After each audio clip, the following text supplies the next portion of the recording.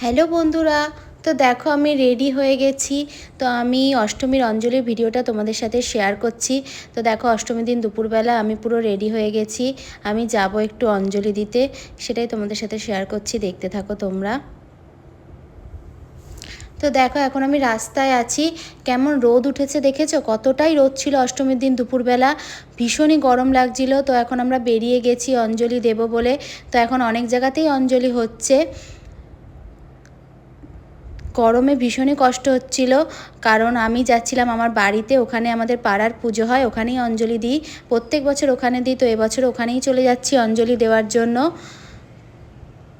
দেখতে থাকো তোমরা ভিডিওটা। তো দেখো আমি অঞ্জলি দিতে চলে এসেছি, অঞ্জলি স্টার্ট হয়ে গেছে। তো এখন সবাই অঞ্জলি দেবে বলে দেখো দাঁড়িয়ে পড়ছে। মায়ের মুখটা দেখো কতটাই মিষ্টি হয়েছে, কত ভালো লাগছে।